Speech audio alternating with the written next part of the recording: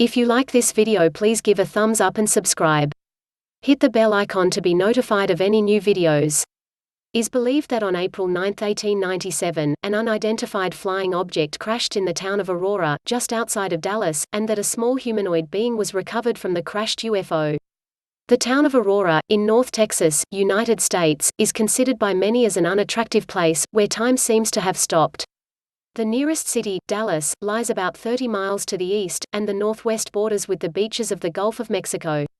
The largest business in the town is a service station that is rarely open.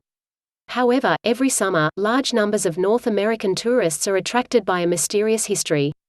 Tourists did not look for vacations or fun but searched for the remains of an extraterrestrial humanoid that is believed to have crashed with his UFO decades ago. Many years ago, according to some stories and legends, a huge ship fell from the sky and crash-landed in Aurora. Residents found one pilot inside the crashed spacecraft and buried him. Since then, many groups of UFO investigators have arrived in Aurora to find the body or what remains of it. They cover an extensive route where the ship allegedly crashed and analyze countless tombs in the cemetery, with the illusion of rescuing some small bone fragments that survived the passage of time. The inhabitants of the village smile at the ingenuity of tourists who arrive with the idea of obtaining a souvenir. Nearly everyone in the town thinks that the history of the extraterrestrial is nothing more than a joke. But, at the same time, they admit that history is grounded in a fact that may have some truth. In the year 1897, residents reported large numbers of sightings of strange objects in the sky. At that same time, people in Texas said they saw a UFO that was shaped like a cigar with strange lights, flying at extremely low altitudes.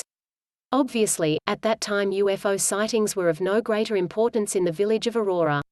However, on April 9, 1897, an unidentified flying object was reported to have descended at high speed from the sky, exploding at the center of the village. The strange event was covered by journalist F.E. Hayden, for the Dallas newspaper, who was informed, in turn, by an Aurora resident named T.J. Weems. The report mentioned that the collision was observed and verified by numerous witnesses.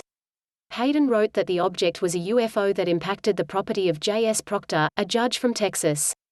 Furthermore, Weems also said that the explosion illuminated the town as if it were daylight and spread a large number of fragments along 3 acres. He also added that the body of the UFO's crew was recovered and was not of this world. The body was small and thin. It was buried at the local cemetery. Locals made a gravestone, and a cigar-shaped object was engraved to distinguish and remember what had happened. The people of Aurora now think that this story is likely to have happened, but they hesitate when asked if it was true that an alien being was buried there. They think that what crashed at the center of the village was simply a meteorite and that Weems and Hayden created the whole fantasy.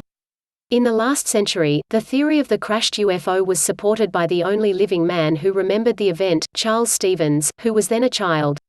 He claims that his father saw something that fell on the property of Judge Proctor and that they had found the bodies of 2 or 3 men. Curiously, according to locals, only one alleged alien body was found, and not 2 or 3. Years went by, no one knew anything else about it. Eventually, the tombstone was stolen from the cemetery, and the place it inhabited was lost with time, leaving the alleged alien's grave completely unmarked. Interestingly, on December 2, 2005, UFO Files first aired an episode related to this incident, titled Texas Roswell. MUFON even investigated the mysterious case. Researchers from MUFO had uncovered the grave marker that appeared to show a flying saucer of some sort, as well as readings from its metal detector. MUFON eventually asked for permission to exhume the site, but the Cemetery Association declined permission. It was only after MUFON's investigate 5 Ion that the grave marker mysteriously disappeared from the cemetery. MUFON's report eventually stated that the evidence was inconclusive, but did not rule out the possibility of a hoax.